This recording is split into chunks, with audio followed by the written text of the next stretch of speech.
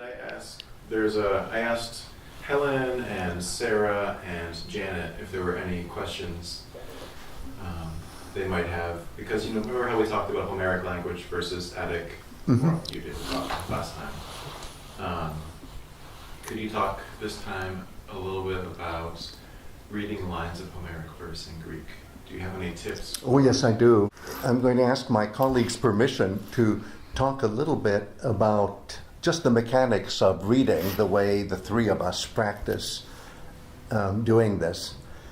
And I had gone through in the lines before some choppy waters because there was so much enjambment. And enjambment means that the syntax of one line carries over to the next line. And a big question for classicists who study Homeric poetry is whether when you read a line that enjambs into the next line, whether you should just keep on going without a stop, or whether you should stop the way you stop at most lines. Most lines happen to have some kind of syntactical boundary, I'll say. And my experience tells me that you have to stop even when the line of thought and the line of syntax just keeps on going without stop. And that's why I had such a struggle in going from one line to the next, because I kept being tempted just to follow the syntax and not to stop, but I made myself stop the 4 or 5 times that we had enjambment in the lines before. And experts in Shakespearean performance tell me, I can't be 100% sure about this, but I am told that the earliest phases of Shakespearean performance did involve an actual stop, a physical stop at the end of each metrical line. Iambic pentameter. Which would be iambic pentameter, even if the syntax kept on going. So there's one familiar parallelism, maybe. Yeah. But also, and this is dedicated to some dear colleagues who were asking us this question, what kind of pronunciation do the three of us use? And an easy way to say it is it's kind of a mishmash between 5th century and 4th century, I would say, BCE, of course. And why am I saying that the way we do it is a mishmash of 5th and 4th century? Somewhere around the 4th century and then later, the letters that are PH, TH, KH, F, Th, H, went from what used to be P, T, K to F, Th, H. And why are we doing it that way? To make a long story short, because English speakers tend to confuse P, T, K with P, T, K. And so that's a little bit of a sacrifice in historical accuracy. That's why I'm saying we're like degenerate rhapsodes who are more 4th century than 5th century. And I think the only other thing that people might notice is that the letter zeta, what the phonemic structure there is, the three of us happen to render as, let me spell it in a simplistic way, DZ, not ZD. Pudzo. And where was it that, I think it was Doug who had that beautiful line about you can't come to an island on foot, and it's pedzos. And some people would pronounce pezdos, but there are good reasons for not doing it that way. Yeah. How does that sound? That sounds, I mean, it's a weird thing about pronunciation of Greek in general, that a lot of the standard pronunciations, they change from country to country because people have adapted the pronunciation of Greek to their own language, which is a really weird phenomenon, but very interesting in another way, right? And to our Greek friends, Wow, that gets very controversial Yes. because unless you're trained as a linguist, you're saying to yourself, well, how come I can't pronounce ancient Greek the way I pronounce modern Greek? Let's not go there. Yeah. The language has changed a lot. It has not changed in many ways. Right. But I just want to alert people that if you pronounce ancient Greek the way we do, and some of your Greek friends say, how dare you do that? Just say, I'm pronouncing it the Erasmian way. Yes. And then that'll usually stop any arguments. Or you can say, please read W.S. Allen, edition 3, the appendix. Volksreicher. Yes. How's that? Yeah. Okay, So that's it. It's a lovely book. It's a lovely book. Beautifully. And by the way, it's a lovely language. Yes. And to all of you who are speakers of modern Greek, it's the biggest treasure I think you have as a human, is to be a native speaker of that language.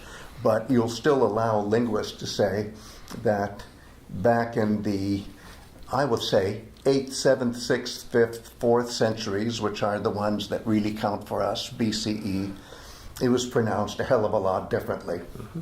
Yeah. That's it. Okay. Oh, and not just pronunciation, but the meter, The rhythm. the rhythm. Oh, the rhythm. Yeah. And one other The rhythm is something that you get a feeling for. I agree. You just have to do enough of them. And you can pay attention to the longs. You can see those, for the most part, the vowels, which are long, so you know that syllable is going to be long. But it's the alternation between long and short syllables, let's say. Mm-hmm. And you just have to, if I could just be a little bit anecdotal about myself, you know, and this probably used to be the case with a lot of people. You would start with Latin, and you'd get to Virgil. And Virgil was, hard to scan and to read metrically. You would write it out. It'd be very laborious, and hard to get a sense of it. For some reason, Greek seems to be easier. And then after you got the Greek, you could go back and say, oh, well, the Virgil isn't so hard either. You know, you can kind of do that, I think, easier at that point. I'm not being very specific in my help here. All I would say is that just keep doing it so you can hear it.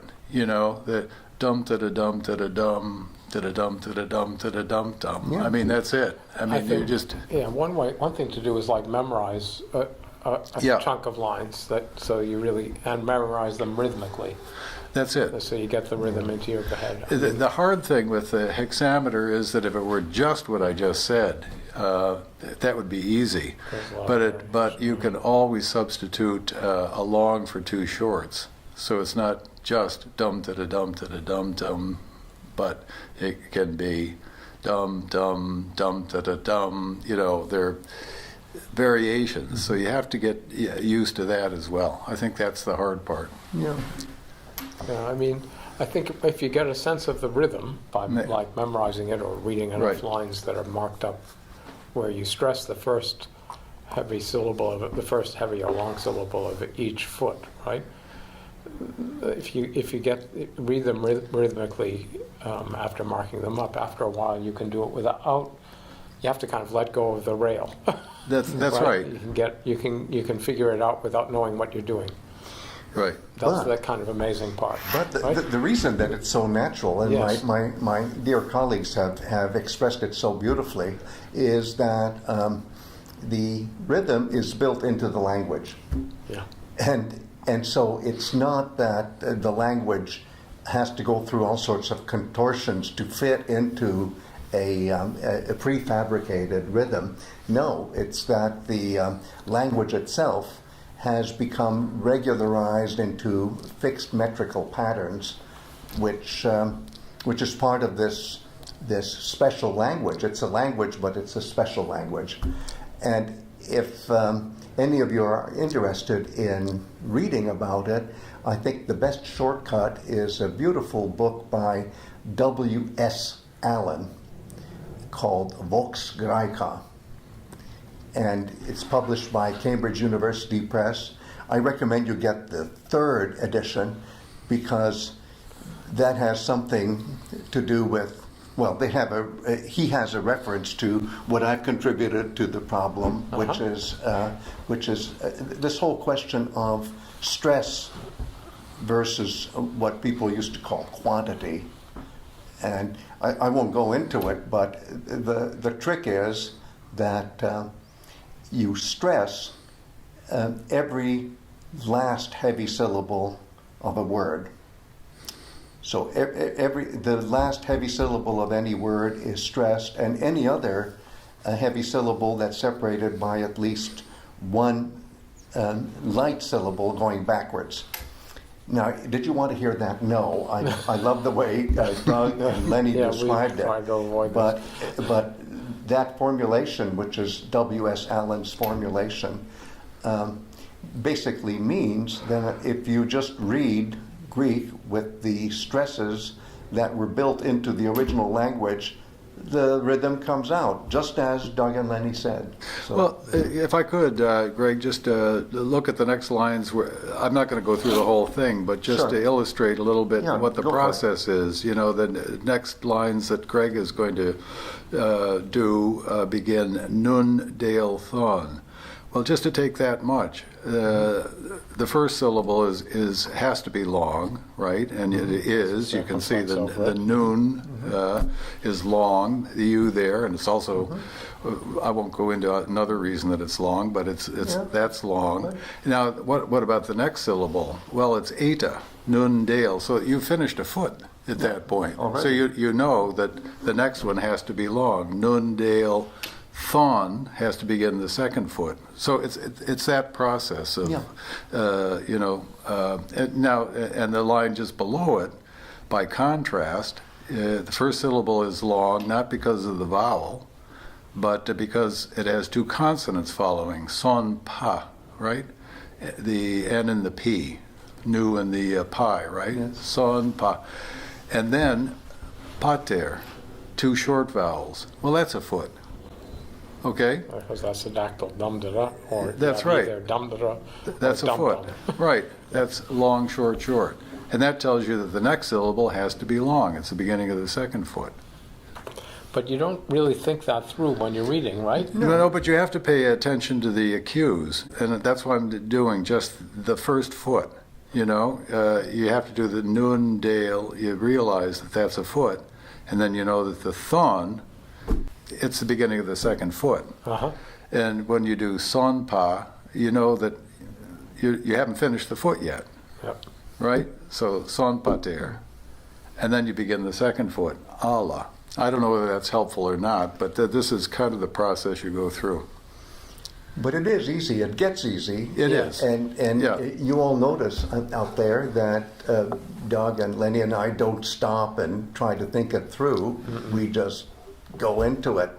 And all we're doing is really stressing the last heavy syllable of every word and going backwards, so to speak, any other heavy syllable that's separated by at least a light syllable. I use the terms heavy and light, but you can use the terms long and short if you like. For the vowels, yeah. One last tip about reading. One last tip about reading lines of hexameter, yes. And that is that the end of the line is very predictable. You know, you have all this variation of long syllable equaling two short syllables, and you don't know quite how it's going to work out. The end of the line, that doesn't happen, or it rarely happens. The end of the line is the fifth and the sixth feet go dum-ta-da-dum-dum. And exactly. So you can just look at, eure y ponto, andres acusen, hos any thumo. I'm just going down the page there. But there are exceptions. Oh, yes, no. Yep. That's what makes it fun. Yes. And the other thing is that we shouldn't make this sound all that easy, because there are lines where you get tripped up and you get on the wrong, I do anyway. It may happen today. Exactly. Right. Yeah. All right. No, it's so hard to stop talking about this because it's so much fun.